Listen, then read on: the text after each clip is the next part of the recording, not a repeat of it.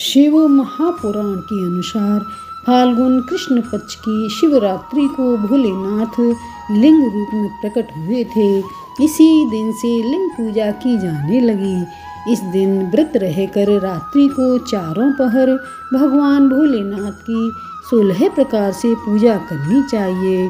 इस दिन शिव का महाअभिषेक करना चाहिए। पुष्प बेलपत्र नैवेद्य रीति अनुसार पूजा करनी चाहिए। पंचामृत से स्नान कराना चाहिए।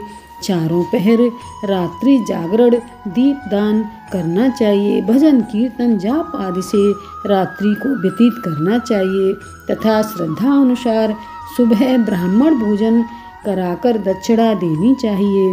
भगवान भोलेनाथ की अनजाने में भी थोड़ी सी पूजा हो जाती है। भगवान आशुतोष शीघ्र प्रसन्न हो जाते हैं, बिना सोचे ही अपनी असीम कृपा कर देते हैं। कथा। एक भील था जो शिकार करके अपने बच्चों का पालन करता था। एक बार भील को एक भी शिकार हाथ न लगने के कारण उसके परिवार के लोग कहने लगे कि कहीं से भी शिकार करके लाओ, हमको भूख लग रही है। तो एक दिन शिकारी बेलपत्र के पेड़ पर चढ़ गया तथा उस पेड़ के नीचे पत्तों से ढका एक शिवलिंग था तथा पास में ही एक ताल था। उस दिन शिव रात्रि थी। जैसे ही हिरनी ताल पर पानी पीने आई तो शिकारी ने धनुष पर बाण चढ़ाया तो कुछ बेलपत्र के पत्ते शिवलिंग पर चढ़ गए। इससे उस भील के हृदय में कुछ दया आ गई। हिरनी बोली, शिकारी भाई, तुम हमें क्यों मार रहे हो? शिकारी बोला, मेरा परिवार भूखा है। तब हिरनी बोली, अगर हमारे मांस से तुम्हारे परिवार की भूख मिट जाएगी तो मैं सच कहती हूँ कि मैं अपने बच्चों को दूध पिलाकर अपने पति व छोटी बहन को सौंपकर जल्दी ही आ जाऊंगी। अगर ना आऊं तो जो पाप विश्वासघाती को लगता है वह मुझे लगे।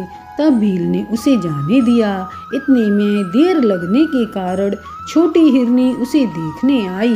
तो जैसे ही भील ने बाण ताना तो फिर बेलपत्र के पत्ते शिवलिंग पर गिर गए और चढ़ गए। भूखा तो था ही वह। इसी तरह उससे दोपहर की पूजा भी हो गई तथा उसके कुछ पाप भी समाप्त हो गए। तो पहले की तरह दूसरी हिरनी बोली, शिकारी भाई, तुम हमें क्यों मारते हो? तब भील बोला, परिवार की भूख मिटाने के लिए। तो वह भी यही कहने लगी, अगर हमारे मांस से तुम्हारे परिवार की भूख मिटती है तो मैं अपने बच्चों को दूध पिला आऊं, पति और बड़ी बहन को सौंप कर आती हूँ। अगर नहीं आऊं तो जो पाप हत्यारे को लगता है वह मुझे लगे। ऐसे ही थोड़ी देर बाद हिरन आया अपनी दोनों हिरनी को देखने के लिए। तो फिर भील ने धनुष पर बाण चढ़ाया तो उस पेड़ के बेलपत्र के पत्ते झड़ गए। वे नीचे जाकर शिवलिंग पर चढ़ गए। इससे उसके तीसरे पहर की पूजा हो गई। तब हिरन बोला, भील भैया, हमें क्यों मारते हो? तो भील ने पहले कहा था वही बात हिरन से कही।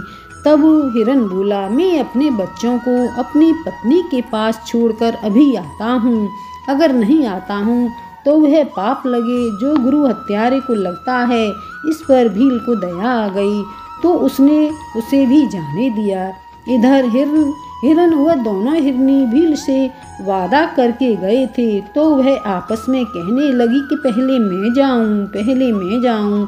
तब हिरन बोला, माँ के बिना बच्चों का पालना कठिन है, इसलिए तुम यहाँ ही रहो, मैं जाता हूँ। तब हिरनी बोली, हे नाथ, पति के बिना तो पत्नी का जीवन ही बेकार है। तो फिर बच्चों को समझाकर तीनों जाने लगे। तब बच्चों ने सोचा, जब हमारे माता पिता ही जा रहे हैं तो हम जीवित रहकर क्या करेंगे?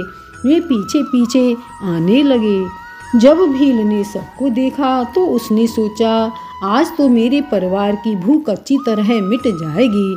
उन्हें देखते ही उसने जैसे ही धनुष पर बाण चढ़ाया कि बारिश के कारण पत्तों पर पानी था, इसीलिए बेलपत्र के पत्ते व पानी शिवलिंग पर गिरते ही उसके चारों पहर की पूजा हो गई। दिन में कुछ भी न खाने के कारण निराहार व्रत हो गया। चारों पहर रात्रि में जगने से पूजा व जागरण भी हो गया। और वह बोला, मुझसे तो यह जानवर ही अच्छे हैं जो परोपकार के लिए अपना जीवन देने को आ गए। इतना मन में ख्याल आते ही उसी शिवलिंग से भोलेनाथ जी प्रकट हो गए और सबको जीवन दान दिया। भील को वरदान दिया, भगवान भोलेनाथ तो आशुतोष हैं, थोड़ी सी पूजा से ही प्रसन्न हो जाते हैं। हे भोलेनाथ, जैसे उनको दर्शन दिए उन पर कृपा करी, वैसे ही कहानी सुनने कहने वाले को देना। बोलिए भोलेनाथ की जय।